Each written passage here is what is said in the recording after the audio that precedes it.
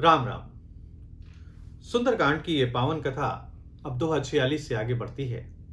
अभी तक आपने सुना कि किस प्रकार से विभीषण जी भगवान श्री रामचंद्र जी की शरण में आते हैं। भगवान उनको अपने हृदय में स्थान देते हैं, भगवान उनको अपने हृदय से लगाते हैं, मित्र की तरह उनका स्वागत करते हैं और उन्हें अपने पास बैठाते हैं, उनकी कुशल क्षेम पूछते हैं। और अब विभीषण जी अपनी कुशल क्षेम भगवान श्री रामचंद्र जी को बता रहे हैं। वो कहते हैं, तब लगी हृदय बसत खल नाना, लोभ मोह मच्छर मद माना। वो बोलते हैं कि लोभ मोह, दुनिया भर की परेशानियां, डाह, मद और मान, ये सभी चीजें मनुष्य के हृदय में तभी तक निवास करती हैं जब लगी उर न बसत रघुनाथा, धरे चाप सायक कटिभा था। जब तक हाथ में धनुष बाण लिए और कमर में तरकश बांधे हुए भगवान श्री रामचंद्र जी जीव के हृदय में निवास नहीं करते हैं, तभी तक ये सारी परेशानियां, ये लोभ मोह मद, ये सब तभी तक मनुष्य के हृदय में वास करते हैं। ममता तरुण तमी अंधियारी, राग द्वेष उलूक सुखकारी। वो बोलते हैं कि ये ममता पूर्ण अंधेरी रात है, यानी ये मोह जो है संसार का, यही कष्ट का कारण है और यही राग द्वेष रूपी उल्लुओं को सुख देने वाली है। यानी लोगों को यही लगता है कि जो हम मोह में पड़े हैं यही वास्तविक सुख है। तब लगी बसत जीव मन माही, जब लगी प्रभु प्रताप रवि नाही। और ये ममता रूपी जो रात है, जो मोह है, ये जीव के हृदय में तभी तक बसता है जब तक प्रभु यानी भगवान श्री रामचंद्र जी आपका प्रताप रूपी सूर्य उदय नहीं होता।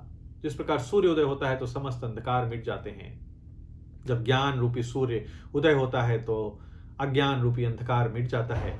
उसी प्रकार प्रभु जब आप हृदय में निवास कर लेते हैं तो ये सभी, ये मोह मद, ये सब मिट जाता है और प्रकाश ही प्रकाश होता है हर तरफ। अब मैं कुशल मिटे भय भारे, देखि राम पद कमल तुम्हारे।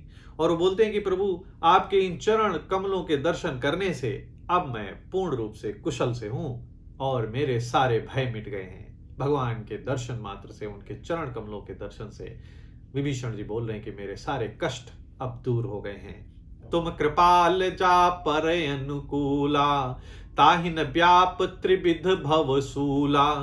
वो बोलते हैं कि प्रभु जिस पर आप अनुकूल होते हैं, यानी जिस पर आपकी कृपा दृष्टि होती है, उसे तीनों प्रकार के भवशूल, आध्यात्मिक, आधिवैदिक, आधिदैविक और आधि भौतिक, ये जो ताप हैं जो मनुष्य को कष्ट देते रहते हैं, वो उसे व्यापते नहीं हैं। यानी प्रभु ही, यदि प्रभु की दृष्टि है तो सब कुछ उत्तम ही उत्तम है। मैं निश्चर अति अधम स्वभाव, शुभ आचरण कीन नहीं काऊ। और आगे बोलते हैं विभीषण जी कि मैं तो अत्यंत नीच स्वभाव का हूं, क्योंकि मैं तो राक्षस हूं, मैं अधम स्वभाव का हूं, लेकिन और मैंने कभी भी कोई शुभ आचरण भी नहीं किया है। लेकिन हे प्रभु, आपने मुझ पर कृपा की है, यानी जो मुनियों के ध्यान में भी आपका रूप नहीं आता है, उसमें उस प्रभु ने स्वयं हर्षित होकर के मुझे अपने गले से लगाया है।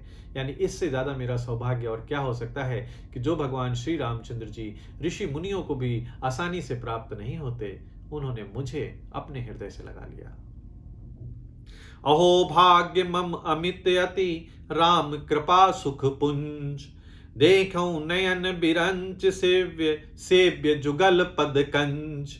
विभीषण जी आगे कहते हैं कि हे कृपा और सुख के पुंज भगवान श्री रामचंद्र जी, मेरा अत्यंत असीम सौभाग्य है ये कि जो मैंने ब्रह्मा और शंकर द्वारा सेवित इन चरण कमलों के दर्शन स्वयं प्राप्त किए हैं। यानी जिन चरण कमलों की स्वयं ब्रह्मा और शिव आराधना करते हैं, पूजते हैं, उन चरण कमलों को मैंने स्वयं साक्षात अपने नेत्रों से देखा है। ये मेरा परम असीम सौभाग्य है। इस प्रकार से विभीषण जी भगवान श्री रामचंद्र जी को अपने हृदय की गति बता रहे हैं। वो बता रहे हैं कि कैसे उनका जीवन धन्य हो गया है। यहां पर सुंदरकांड का दोहा 47 संपन्न होता है। इसके आगे की कथा आपको फिर सुनाऊंगा। तब तक के लिए जय श्री राम।